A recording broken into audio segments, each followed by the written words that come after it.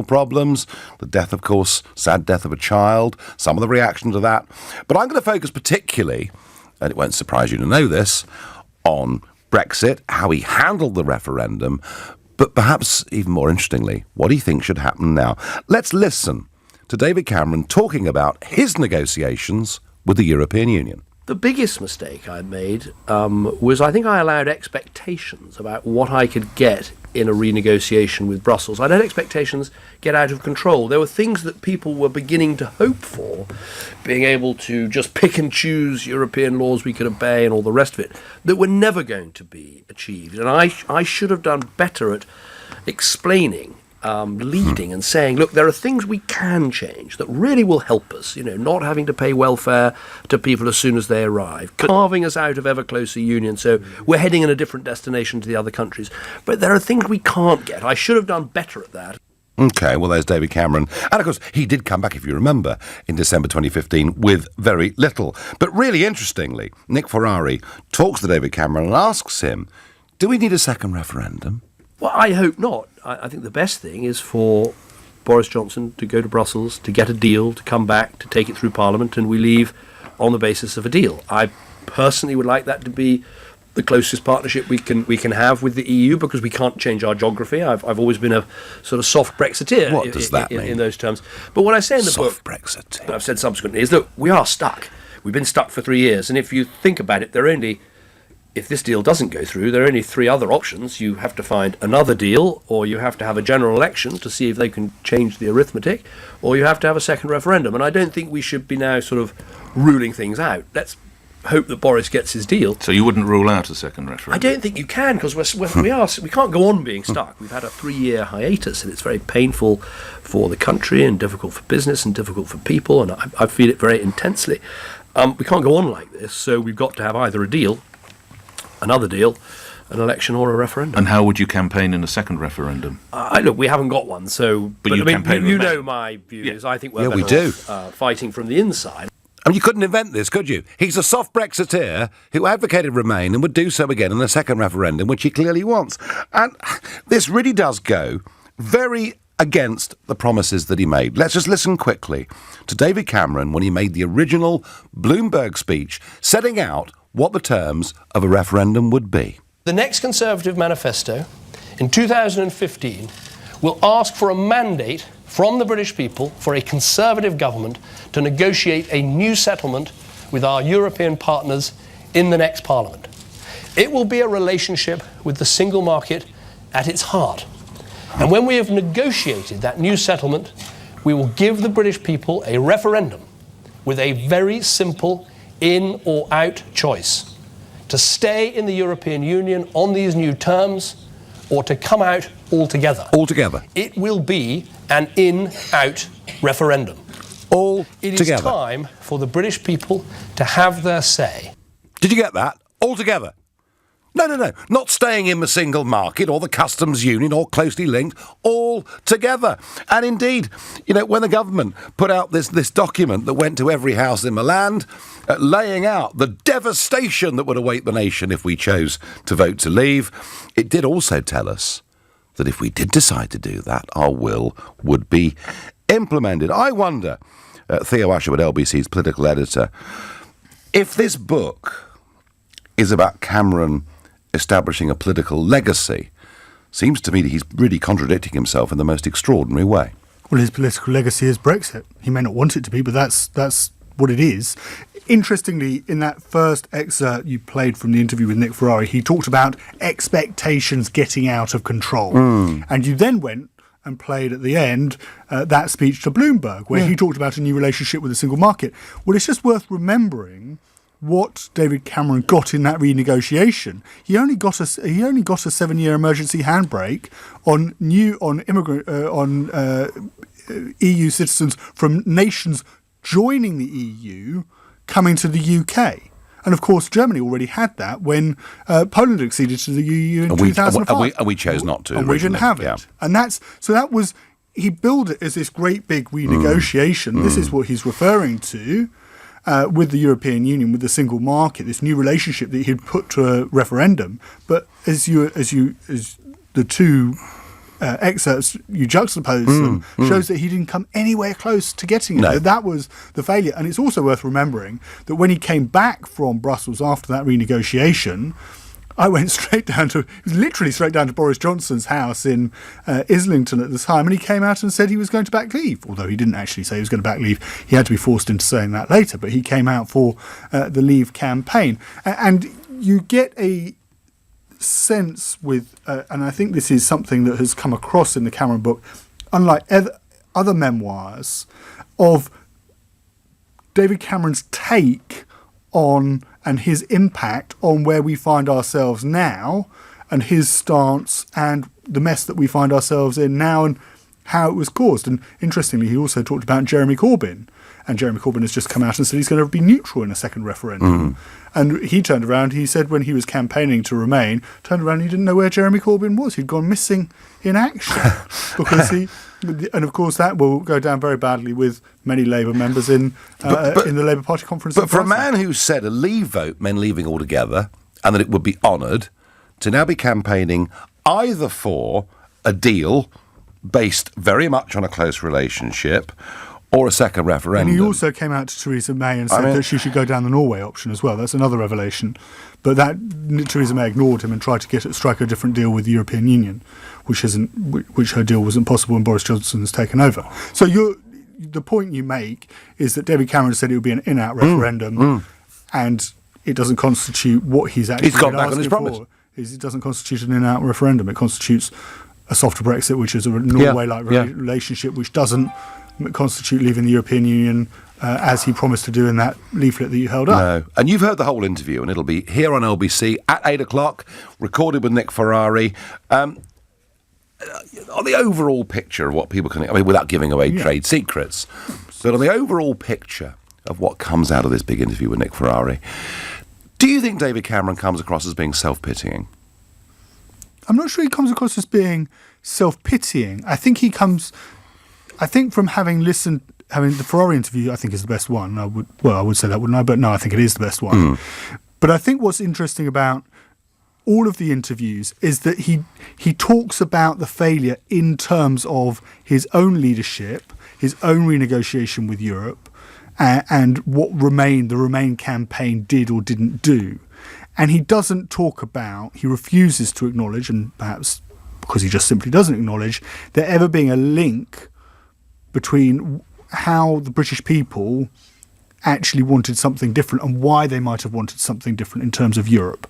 He doesn't get that still, does he? He still doesn't understand why somebody in Clacton, when you go and hold an event in Clacton, or why somebody up in Boston in Lincolnshire, or why somebody in Rhyl actually said, I've had enough and I don't want to be part of the European Union. He never comes to terms. There's never a reckoning as to why. Yes, I mean, he didn't get it then. He doesn't get it now, it seems to me. But he just doesn't. He sees everything within Westminster. He sees everything within his own purview as Prime Minister. I mean, Edward Heath, who spent many years in Parliament after being Prime Minister and lived to a big age, and I think by many was seen to have been a very sore, bad loser to Margaret Thatcher, never ever forgave her the longest sulk in history. Some people called his time in Parliament.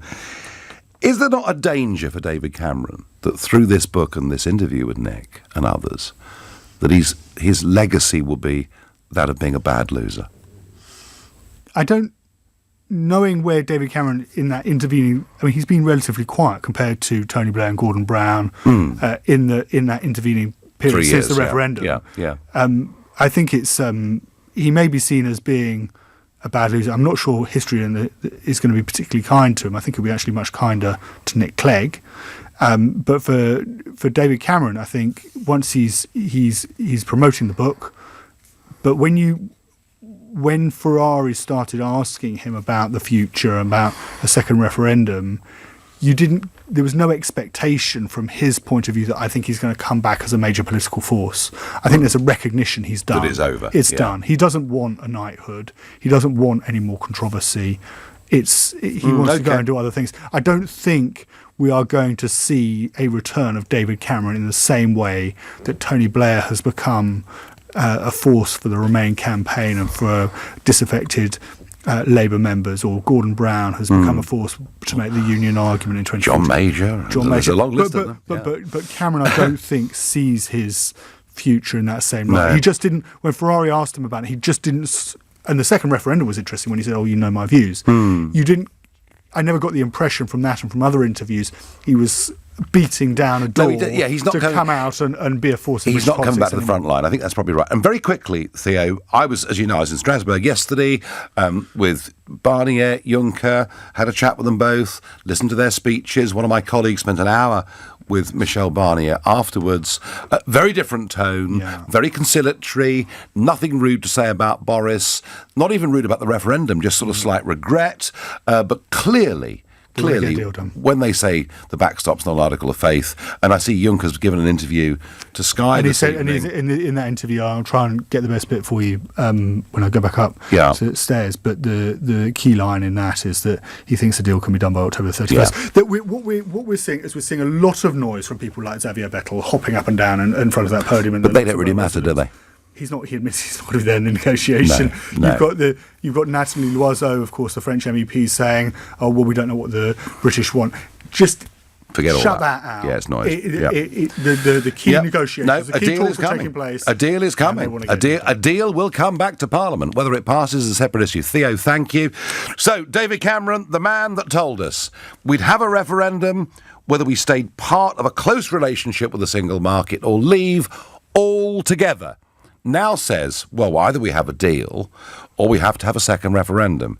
Do you think Cameron has broken his promises? 0345 6060 973. This is the Nigel Farage Show here on LBC at 6:15. Time for the news headlines with Lisa Aziz. The head of the Supreme Court hopes a ruling on whether Boris Johnson's 5-week suspension of Parliament was lawful can be made public early next week. As Downing Street confirms it sent written Brexit proposals to the EU, David Cameron's told LBC there is a deal to be done as the bloc... Chances. Well done, Russell. Let's go to Pamela in Hatfield. Good evening, Pamela. Hello, good evening. Good to see you back. Thank you. I hope your venture was wonderful. Yes, I'm aghast. I think he's a coward, and I think it's appalling that he would actually publish that book at this time, and to include the Queen in this. My God, where was the man's mind? Do you know? And officially, he should be sent the 3 feathers, the 3 white feathers for cowardness. Pamela, would you just? Some listeners have probably been at work all day and have not picked up on this. Just tell people about the Queen and what Cameron's done here. Oh my God, he included the Queen because what I had listened to about the Scottish concern, he said she purred. Yeah. I mean, why would he do this on national radio? It's bad form, isn't it? It's very bad form. Yeah. Very bad form. Yeah. But also, he was a coward because the public was stunned when he decided to quit as PM. Well, because I don't know. I think they were. he had I mean, to. I was on public transport, and no one could really speak of it for a couple of days. And all of a sudden, because I do the trains and buses into London, and people were absolutely stunned by this cowardness. Pamela, they didn't know what to say. I take a different view on that. I have to say, I remember that when we got the result at about 4:00 in the morning, I said I hoped he'd be gone by 10 o'clock, and I think it was 8:30 when he went. Yeah. Pamela, he should have risen above the fray. During the referendum, he didn't do so, and he had no choice. But the thing is, he tried to negotiate, obviously, with our counterparts, and he knew he would be blocked off, just like Boris and you and everyone else is. We could be perfectly self-sustainable. Everyone has this fear factor in this country. I'm Canadian. I'm happier and funnier, but the point is I've been in international trade and commerce, and we could be perfectly self-sustainable. It'll be a rough, bumpy ride in the next year or so. Yeah, well, but even when the Australian, I think I've been up all night, and I listened to the interview at 7, but I also listened to one of your fellows interviewing the ex-PM of Australia. Yeah. And he's ready to make a deal with him. I We've got the Commonwealth. The world's ready to make a deal, Pamela, but we're not discussing that right now. But thank you for your call. Adam on YouTube says, Cameron didn't break a promise, Nigel. We just didn't understand him properly. The choice was Remain against Leave, brackets meaning Remain. Well, that's how it's beginning to look. Now, I am asked here, Nigel, aren't politicians allowed to change their minds? Well, they're allowed to change their minds, but, this guy explicitly set out the referendum in terms, we're going to be at the heart of a single market or leave altogether. He told us in this document that came round to every house that the result would be respected. He told us again and again, no referendum, no second chances, and I'm sorry, let's just listen to David Cameron explaining what the referendum would be about.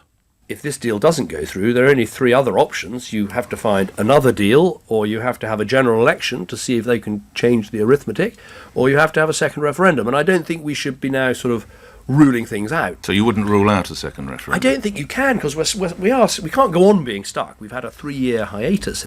We will give the British people a referendum with a very simple in or out choice. Wow. To stay in the European Union on these new terms, or to come out altogether. Altogether.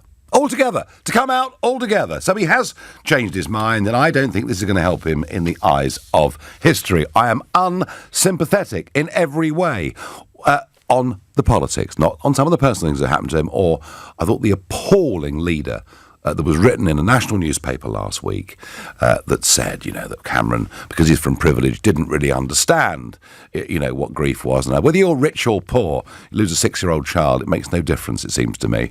The grief would be exactly the same. Walter is calling from Blackpool. Good evening, Walter. Oh, good evening, Nigel. Yeah. Now, I take issue with what David Cameron said about us not being able to pick and choose. I think we can. Now, the strategy I've been advocating for the last 30 years or so is that we stay in, but Parliament simply legislates as it pleases, putting the interests of the British people first. Now, Walter, you can't do that. You can't do that, Walter. You can. You can't. No, you can, Nigel. You can't. Because Parliament is sovereign.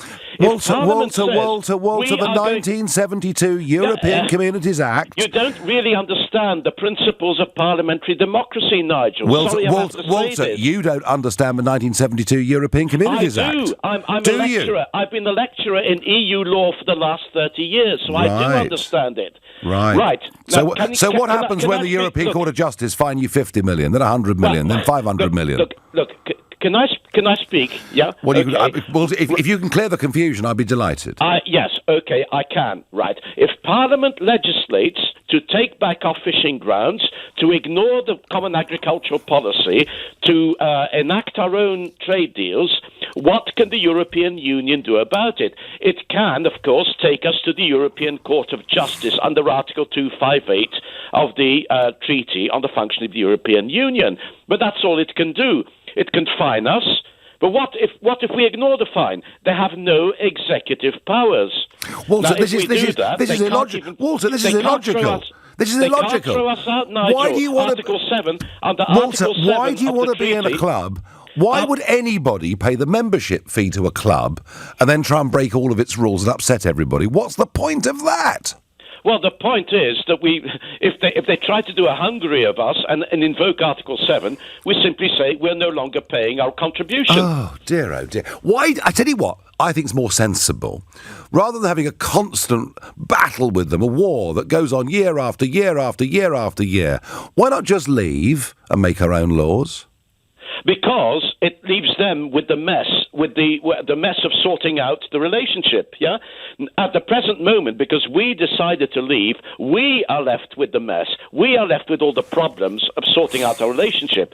If we simply stayed in and did our own thing, it would be they who would have to. And they would all loathe us. We'd be acting in bad faith. We'd be breaching laws we'd signed up to. Walter, exactly. What could they do? But Walter, I don't want that relationship with Europe. I want us to be friends with our neighbours, not to be in something and fighting them all the time. Well, yes, but the thing is, I think the British interest comes first. Well, Walter, I've heard your arguments. I just can't go with it. Makes no sense to me at all. William is a new caller from Coventry. Good evening, William. Hi, Nigel. How are you? I am well. So, what do you think of Call Me Dave's legacy? Well, his legacy is what I can see. He gave us the vote, which he didn't expect us to win.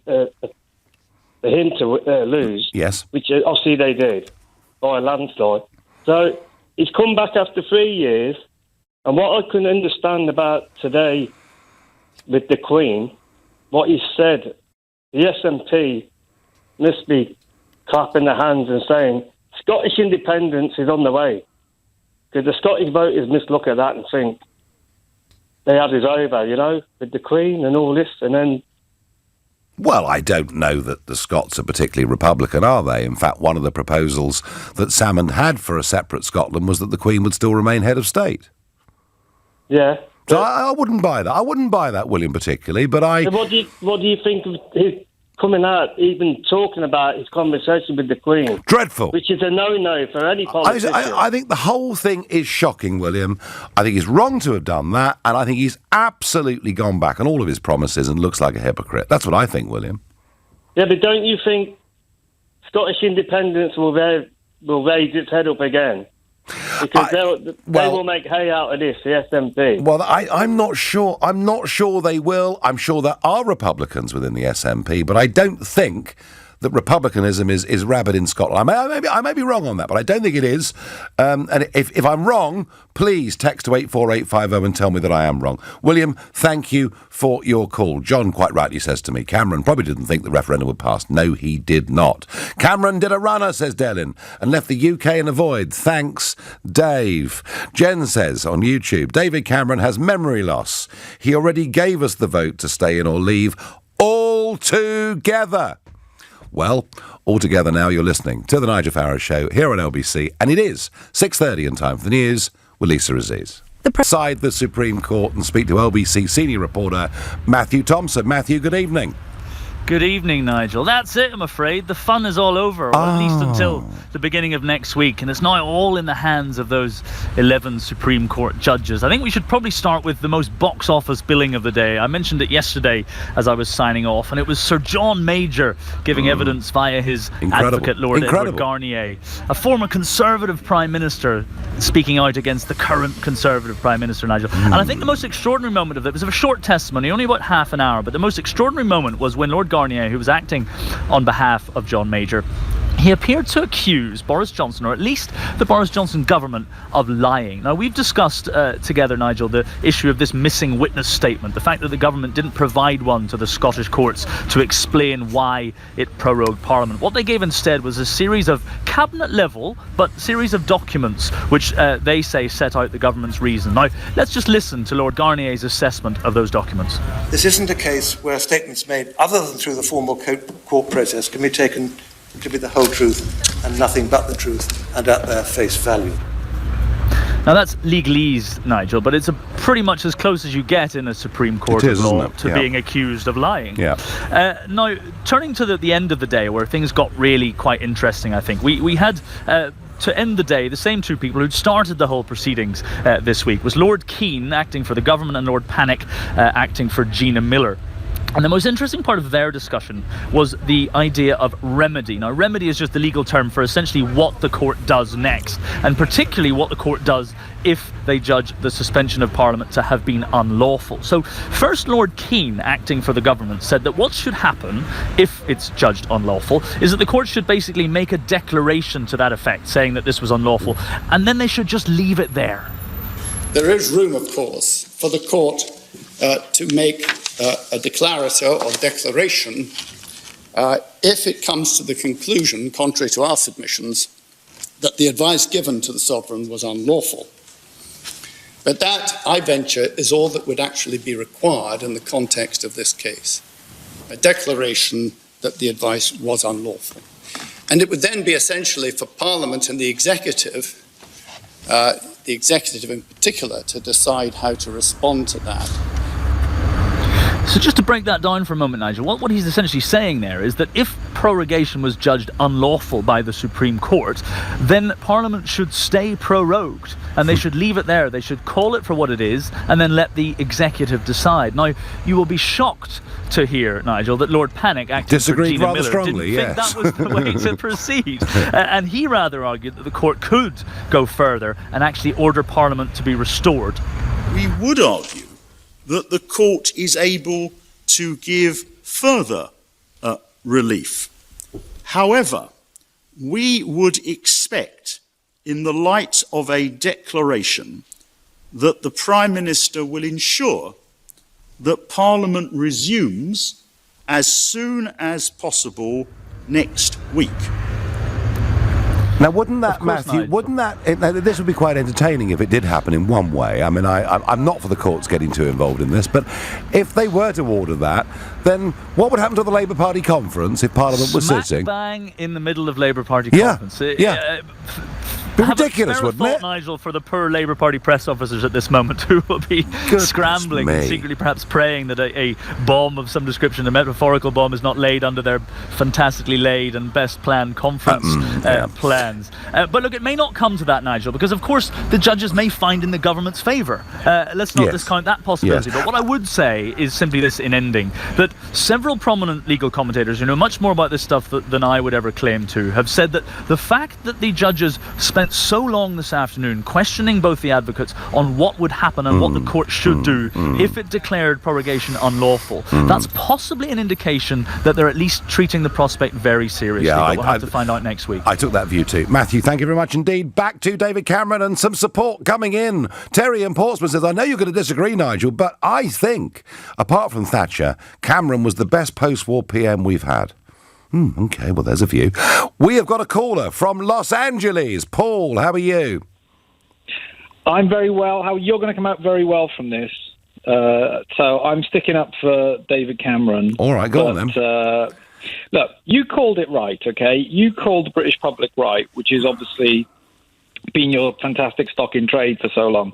We are being very mean-spirited. All the commentators at the moment, they're being very mean-spirited about Cameron and trying to nitpick through his words. He wasn't interested in, if you like, the meat and potatoes of the EU referendum. He literally was just trying to save the Tory party, which is what you tapped into and exactly what the pressure you brought on him. And so if we hadn't have had him, if we hadn't have had David Cameron, who was wanting to be able to say, oh, look, we're in coalition again with the Lib Dems. They wouldn't let us have a referendum. If it hadn't been David Cameron thinking, oh, well, we've beaten the Scottish referendum, we can do it again. If it hadn't have been, he told the EU leaders, I'm a winner. If we hadn't have had that particular personality, we'd have had another John Major who did understand the British public, and that's why he wouldn't let them referendum. Well, because we'd have rejected Maastricht, wouldn't we? Exactly. Well, I tell you what, Paul, I'll give him half a star for giving us a referendum. But Paul, my point is this: that when he came to offering the referendum, he made it clear what the choice would be: leave altogether or have a reform deal with the single market at the heart of it. And now, 3 years on, he's joined the second referendum bandwagon. It's not good enough, Paul, is it? It is. Don't you think? I think you're being unfair All because right. Go on then. Look, it's like talking to a guy who's just lost all his money in the bookies. He's not an expert on horse form. He doesn't know all the strands that go into the EU or into public opinion. He obviously But he made some promises, Paul. He made some promises. I understand, but he he sent a never leaflet thought for through a my moment that door he'd telling lose. me. But he told us the result would be implemented. Now he wants to stop it being implemented. I see. This is the thing. You're so good. You did such a great job that I honestly think we're kicking a man when he's down. He never thought he'd ever have to explain this. You've got to look at it from his point of view. Well, why not stick with what he said in 2016 and respect the result, Paul? But at least he resigned decently. Now, I'm pleased about that, I think you'd have an yes. argument if he didn't resign. If he hadn't resigned, I think we could pick over the kangaroo bones of all this. But he did, and I think, okay, yeah, the jig is up. By the way, on all the personal stuff that's been said about him in the last week, I support him fully. I think much of it's been grossly unfair. So I don't actually want to kick him while he's down. I don't dislike him as a person. I bump into him once or twice every year. We've always exchanged pleasantries. I know politically we're a long way apart, but I don't wish to kick him while he's down. Paul, thanks for the call. I'm going to go to Tom, who lives in Crieff. Good evening, Tom. Good evening, Nigel. Can I tie a few strands of this conversation together? It tells me a great deal about the nature of the man, David Cameron, that he believes uniquely, the Queen has dealt with every Prime Minister since Churchill and about a dozen US presidents and God knows how many other world leaders. And David Cameron thinks that him nudging the Queen and saying, here, you couldn't have helped me out a wee bit in the Scottish referendum, that she's suddenly going to chuck away everything she believes in and do what he says. That's absolutely, that is hubris of the greatest scale. It's incredible. And I personally think that, I listened earlier today, there was Angus MacNeil, SNP MP, stated unequivocally on an interview on national radio that he did not believe that the Queen's intervention made any difference in 2014 whatsoever. And that's the first time I've ever agreed with Angus MacNeil. No, well, I think, Tom, and I made this comment earlier, that my perception is that even the SNP aren't particularly Republican and the Queen is a popular figure in Scotland. Well, I'm sorry to go Scottish on you, but the SNP, the reason they are in such trouble, the SNP were founded on 3 principles, and that was that they were pacifist, Republican and socialist. And the first time Alex Salmond got a hold of that party, he ditched all 3 because he realised they would never win. Yes. And if you ditch your principles, then when it goes wrong, which it inevitably does, you have nowhere to go. Well, you say that, Tom, but they're still very powerful, the SNP. They've still got lots of MPs and they dominate the Scottish Parliament. So whatever Salmond did, he did get them lots of votes. Tom, thank you for that Scottish perspective. Marcel in Gloucester says, Nigel, what a pity you never interviewed David Cameron. Well, I can tell you that Nick Ferrari did ask David Cameron a question about me. I'm going to play it to you in a moment. But for now, let's get the news headlines from Lisa Aziz. The head of the Supreme Court hopes a ruling on whether Boris Johnson's 5-week suspension of Parliament was lawful can be made public early next week. As Downing Street confirms it's sent written Brexit proposals to the EU, David Cameron's told LBC there is a deal to be done as the bloc... Yes, it can, says Jean-Claude Juncker. I had a meeting with Boris Johnson, the Prime Minister. This was a rather positive meeting. He sounds very tired. Although the British press was reporting it in the other way. We can have a deal. Do you think we can get a deal? I think. You think that the chances are more than 50-50? I don't know. But I'm doing everything to have a deal because I don't like the idea of a no deal, because this would have catastrophic consequences. It's better, and for Britain and for the European Union, to have an organised deal. I can tell you one thing for certain. They are scared of no deal.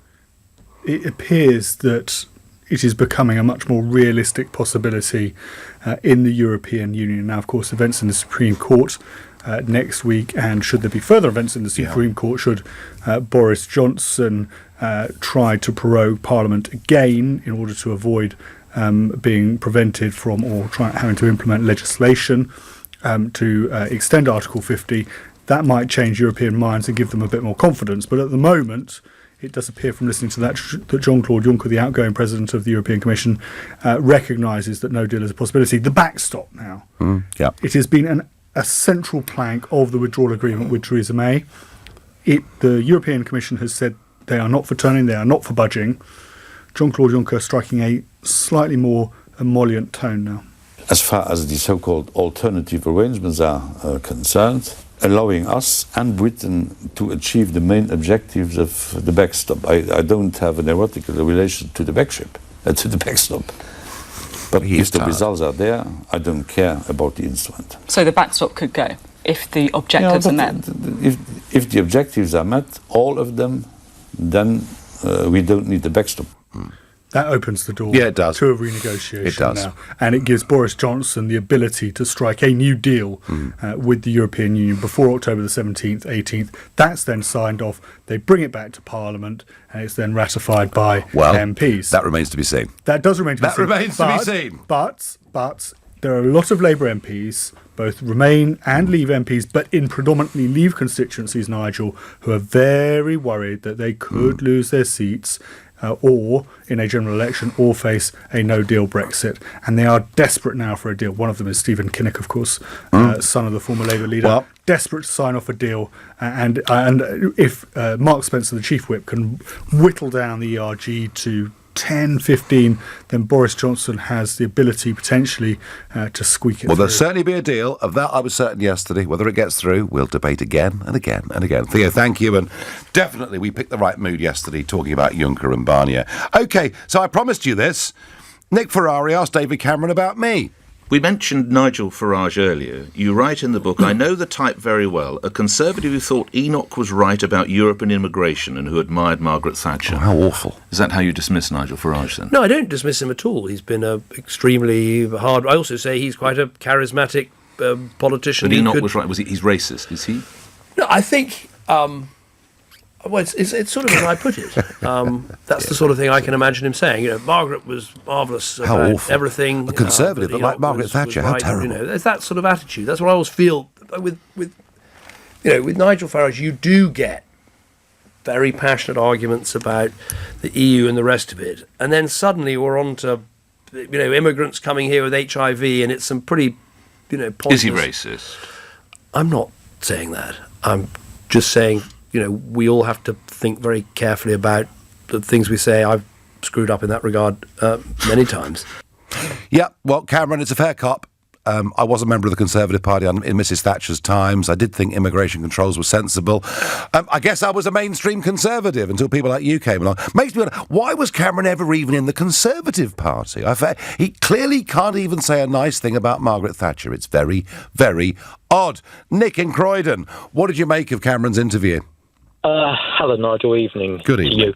Firstly, the mood music coming out of Jean-Claude Juncker is the most positive thing that I've heard for a long, long time. And I just think the establishment in its whole should actually work together right now to bring the advantage home, bring the deal home. So everything else that's going on, Supreme Court included, is perhaps secondary now to finalising an orderly leaving. All I'll tell you, Nick, is the deal without the backstop is the worst deal in history. It will lead to years and years of gridlock, and misery. We are moving forward. We'll be going nowhere, in my view. But anyway, with that we will discuss. So, on balance, does David Cameron look to you like a bad loser? Oh, yes. He just, the whole tone is, not me, it wasn't my fault. Nothing was his fault. Somehow fate's conspired against me. It's quite the most pathetic self-justification that I've heard for a long time. OK, Nick, I'm going to leave you there, Nick, because we're running out of time. Pathetic self-justification is what Nick from Croydon thinks. What does Barbara from Bognor Regis think? Good evening, Barbara. Good evening, Nigel. I think that David Cameron, without wanting to be nasty, is not too bright.